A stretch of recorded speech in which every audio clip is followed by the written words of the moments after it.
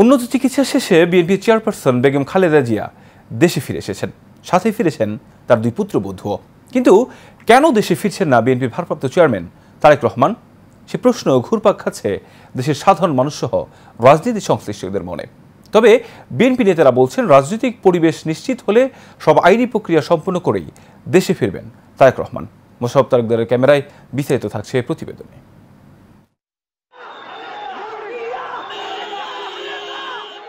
দীর্ঘ প্রায় 17 বছর পর দেশে ফিরলেন তারেক রহমানের সহধর্মিণী জুবাইদা রহমান। তার শাশুড়ি বিএনপি চেয়ারপারসন খালেদা জিয়ার সঙ্গে 6 মে দেশে ফিরেন তিনি। ফ্যাসিস্ট সরকারের পতনের পর এমন অনেকেই মাতৃভূমিতে পা রেখেছেন, কিন্তু এখনও কেন দেশে আসছেন না তারেক রহমান, এটি নিয়ে কৌতূহল রয়েছে জনমানুষের মনে। তারেক রহমানের দেশে ফিরতে বিশেষ কোনো বাধা আছে কিনা জানতে চাইলে বিএনপি নেতারা বলেন, আইনি জটিলতা কেটে গেলেই দেশে ফিরবেন তিনি। বেশিরভাগ মামলা আপনি জানেন, 21শে আগস্টের মতো মামলা, তারপরে 10 ট্রাক মামলা, এগুলো মোটামুটি শেষ হয়ে গেছে। এরপর আরও অসংখ্য মামলা এখনো শেষ হয় নাই।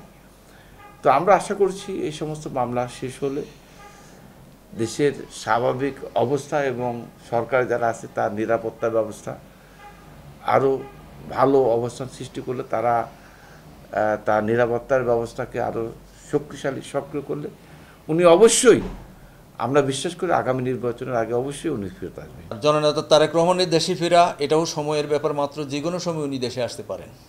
তবে আমাদেরকে অপেক্ষা করতে হবে, কারণ ওনার শারীরিক অবস্থা এবং দেশের বর্তমান আইনশৃঙ্খলা পরিস্থিতি যে অবস্থায় আছেন, এই আইনশৃঙ্খলা পরিস্থিতি এখনও আমি মনে করি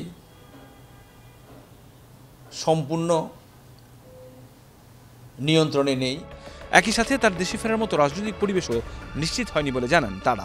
বাংলাদেশের জনগণের যে প্রত্যাশা, বহুদলীয় গণতন্ত্র, মানুষের অধিকার, সার্বভৌমত্ব রক্ষা এবং কর্মসংস্থান এবং দেশের উন্নয়নের যে রূপরেখা এবং দেশের উন্নয়নের যে আধুনিকায়ন, সেটা তারেক রহমানের পক্ষেই সম্ভব।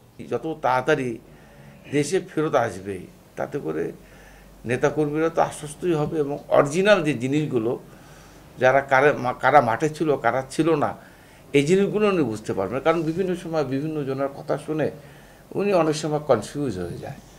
তো আমরা আশা করি উনি যত শীঘ্রই আসবে, এই দলের জন্য তত বেশি মঙ্গল বলে আমি বিশ্বাস করি। তবে বিএনপি নেতাদের প্রত্যাশা, খুব শীঘ্রই দেশে ফিরে গণতন্ত্র প্রতিষ্ঠার সংগ্রামে নেতৃত্ব দেবেন বিএনপির ভারপ্রাপ্ত চেয়ারম্যান তারেক রহমান। কাউসার আহমেদ, এশিয়ান টেলিভিশন, ঢাকা।